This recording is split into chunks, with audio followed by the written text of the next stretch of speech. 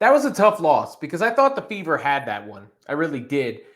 Yet they let it get away from them. They lose yet again, and the season is getting late early now for Caitlin Clark in Indiana because I still thought they had a chance to make the playoffs due to the fact that so many teams do make the playoffs in the WNBA and their schedule was so front loaded with tough teams and so condensed early. But they got to win games like that if they want to have a chance to make the playoffs. And really, what's frustrating about that loss for Indiana is I'm not really sure what could have been done better. I don't have someone to blame, right? Like, there's a definition of blame I like, which is a way to discharge pain and discomfort. And I know there are going to be Caitlin Clark fans blaming Christy Sides, but I don't know what Christy Sides necessarily did wrong in that game. Sure, she took her out at one point. She took Caitlin Clark out of the game at one point. She can't play every minute of every game. You know, I criticized Sides for taking Clark out in the fourth quarter of that game against the Storm. She took her out at the end of the third quarter here. The Sparks just happened to go on a run with Caitlin Clark on the bench. It is what it is. But if she plays every game, every minute, she's going to get hurt.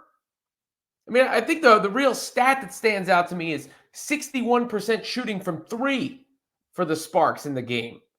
That is wild.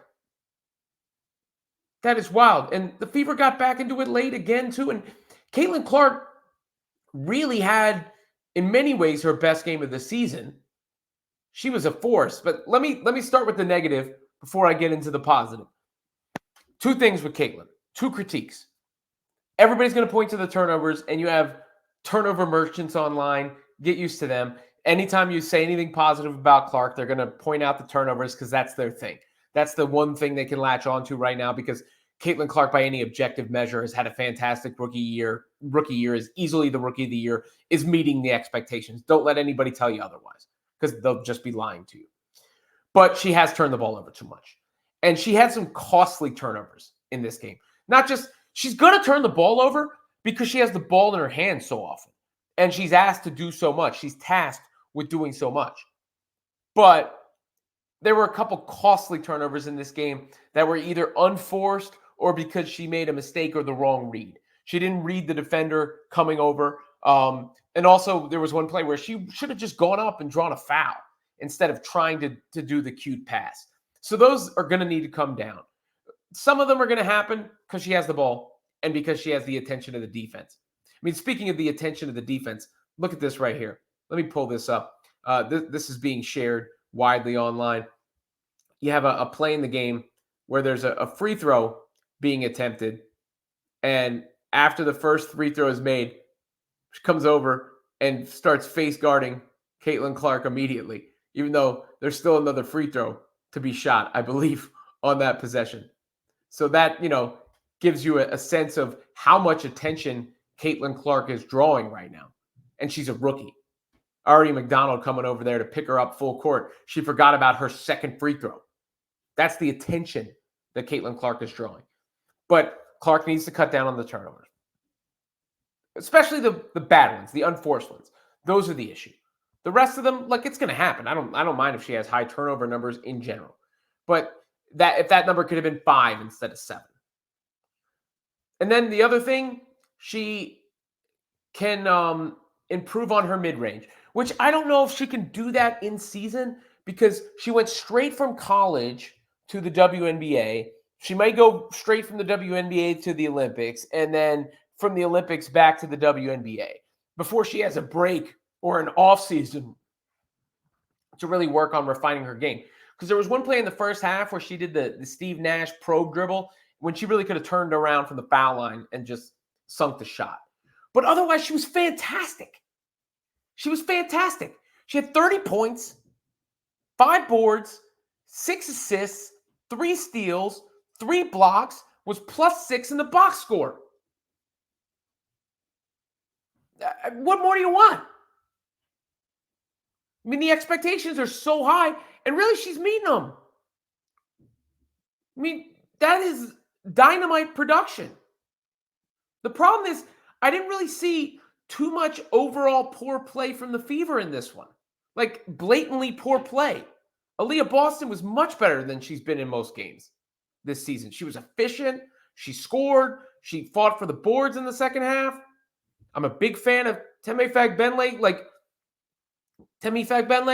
Kelsey Mitchell struggled with a shot early, and she ISO'd a little too much for my taste in this one. But I think, she's a good member of the team, a good sidekick for Clark, a good change of pace. I don't want to say sidekick, a complimentary piece to the team. Another scorer. Not efficient tonight, though. And I think she hurt breaking off into isolation sometimes when she could have passed the ball back out. But overall, it wasn't like they played tremendously poorly. And if you look at the Sparks side of things, there's, Hamby had been great all year. She had 17 and 10, really good game, but not some dominant performance. Cameron Brink was basically missing in action. Rakia Jackson was solid, the rookie. It was just the three-point shooting, particularly from Nurse. Hit 5 threes. McDonald hit 3 threes off the bench. But that 14 of 23 from 3 was the difference in the game. I mean, it's a tough one for the Fever to regroup from. They got another one coming up. They have improved from the beginning of the season, but it's tough for Caitlin Clark to play much better than that. I mean, that was a great all-around performance. A great all-around performance. And she can do everything. She really rebounds the ball. And then we'll push it. That's why I said, the Jason Kidd comparisons and outlet it. She had those Steve Nash probe dribbles, obviously the Steph Curry step back threes. I mean, those are the images that come into my head. She was blocking shots, getting steals. She looked like a superstar out there. Couple of bad turnovers. Improved the mid-range game. But it's frustrating because I don't really want to sit here and say, it's this person's fault or that person's fault. I know people are going to say it. They got beat. And the Sparks shot too well from 3 for them to overcome. A little bit of a revenge game for LA. A good sign from Caitlin Clark as her inaugural WNBA campaign continues that she can really fill it up like that and really shine like that in all facets of the game. Because that's where the expectations are, where she's a rookie. And she goes and puts up 30 points, 5 rebounds, 6 assists, 3 steals, and 3 blocks, and people are she's a plus on the court, and people are going to harp on her turnovers. Not to say she's beyond critique, not to say that she can't still improve or refine her game, but she had a hell of a game. It's just Fever can't seem to win a game.